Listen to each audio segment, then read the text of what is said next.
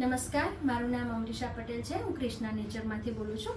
હવે આજે આપણે વાત કરીશું ઘૂંટણની. અને ઘૂંટણમાં આપણા ત્યાં પેશન્ટ આવ્યા હતા નીલમબેન.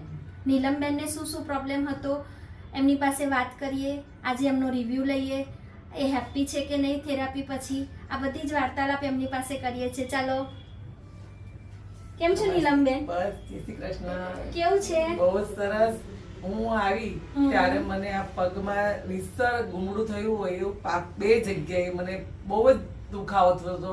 ઊભી રોટલી નહોતી કરી શકતી. હંમેશા પ્લેટફોર્મ પર ચડીને જ રોટલી કરતી હતી. કપડાં ધોવા બેસું તો મારાથી ઊભું ના થવાય.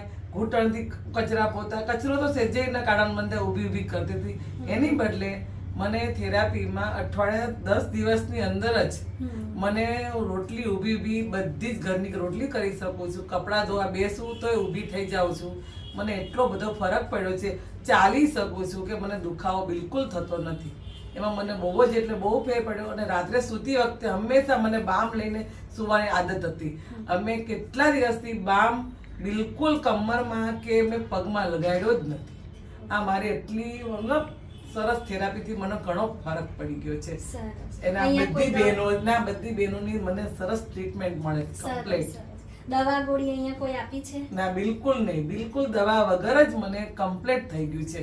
ઈ તો હું ખુશી થઈને આમ કરું. દાદરો ચડી શકું છું. પેલા તો કેવું દાદરો આમ પકડીને ઉતરવાનો, ચડવું હોય તો જાણે આમ બે બાજુથી પકડીને ચડતી. એની બદલે કપડાની ડોલ લઈને હું બિલકુલ ચડી જાઉં છું. ફટાક દઈને ઉતરું છું. અહીંથી જ જઉં છું તો નીચે ફટાક દઈને ઉતરી જાઉં છું. અને સ્કૂટર ચલાવું ત્યારે મને પગમાં સબાકા આવતા. એની બદલે બિલકુલ સ્કૂટરમાં સબાકા નથી આવતા. હું આ મારા પાડોશીને લઈને આવું છું પાછળ બેસાડીને, તોય મને કઈ તકલીફ નથી પડતી. ટ્રાફિકમાં કમ્પ્લીટ ચલાવું છું.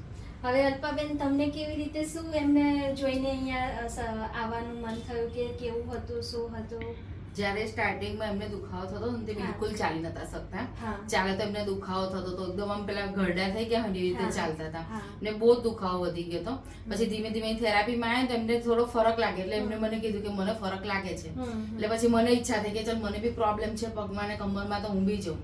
એટલા માટે એમનું જોઈને પછી મને અહીંયા આગળ આવવાની ઈચ્છા થઈ. એમના જે એમની શરીરમાં ફરક આવ્યો કે જે કામ કરી શકે છે, જોઈને જ મને સૌથી વધારે ઇન્ટરેસ્ટ થયો કે મારે બી જવું છે. મને બી 4 દિવસ મેં લીધી છે થેરાપી.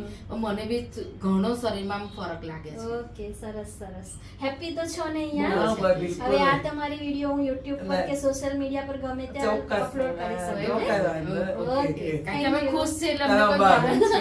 તમને થેન્ક યુ કે તમે અમને આટલું કર્યું. બસ ઓકે, ચાલો. જય શ્રી કૃષ્ણ.